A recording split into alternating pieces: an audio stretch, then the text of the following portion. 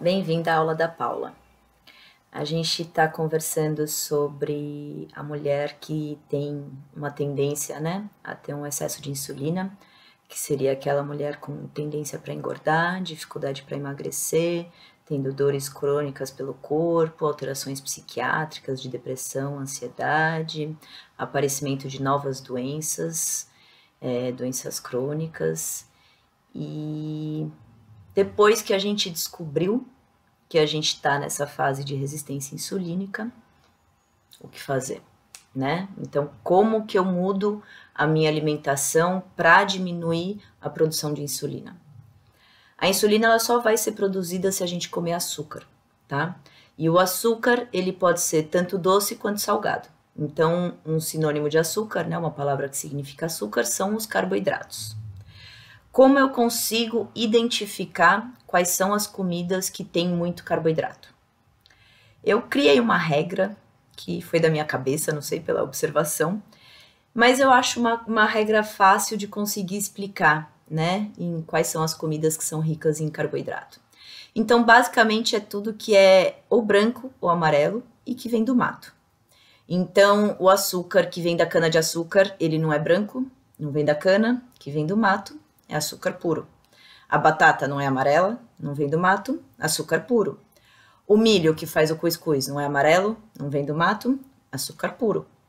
O trigo, que é meio branco, meio amarelo, vem do mato, é açúcar puro. E tudo que é feito com a farinha de trigo, né? Pão, biscoito, bolacha, massas, bolos. Que mais? O inhame, a macaxeira, não são amarelos, não vem do mato, açúcares puros. O arroz não é branco, não vem do mato, açúcar puro. Então, basicamente, tudo que é ou branco ou amarelo, ou meio branco, meio amarelo, e que vier do mato, são alimentos que têm muito açúcar e que basicamente só vai liberar açúcar para o seu corpo, tá? Esses são os alimentos que têm que ser evitados.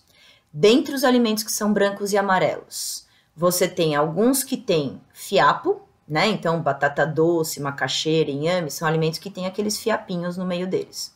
E você tem os alimentos que não têm o fiapo, que são a batata, o arroz, a tapioca, o açúcar. Esses são alimentos que são o açúcar já todo quebradinho.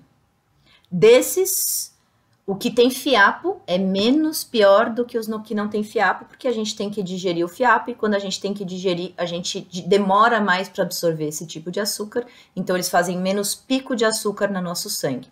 Mas eles são ricos em açúcar, tanto quanto aqueles outros, tá? Então, pessoas que têm tendência à resistência insulínica devem ter uma alimentação evitando comer esses tipos de alimento que são ou brancos ou amarelos e vêm do mato. E o que essa pessoa vai poder comer? O que está absolutamente liberado? Para a gente refazer o nosso corpo, para a gente reconstruir tudo aquilo que está sendo morto, a gente precisa de outros bichos, que são animais que são parecidos com a gente. Por quê? Porque eles têm quantidades parecidas de proteínas, de gorduras e de outros nutrientes, que são aqueles que são necessários para a gente nos reconstruir. Então, tudo que vem dos bichos está liberado para comer.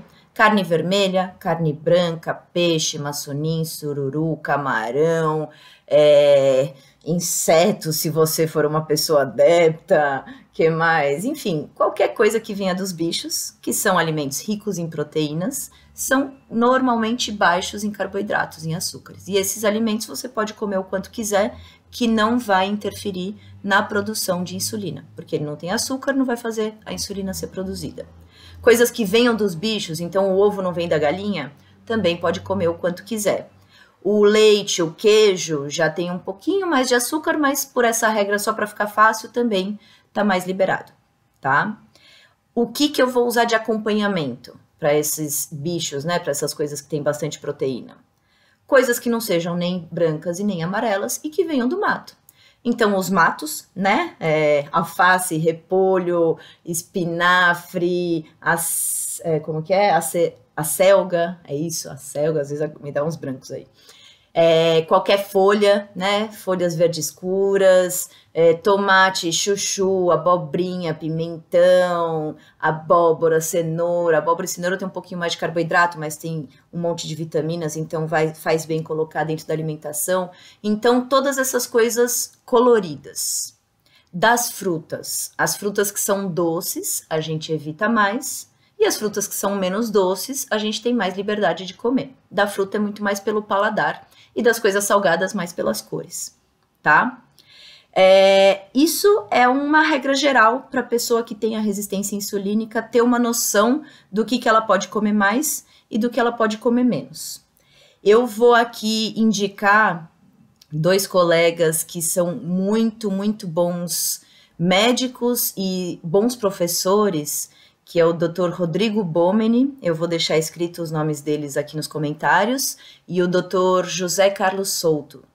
Esses 2 são feras de um tipo de dieta que se chama dieta low carb, que é uma dieta low, baixo carb e carboidrato, uma dieta com restrição de carboidrato, que a gente come menos carboidrato e mais das outras substâncias dos outros nutrientes.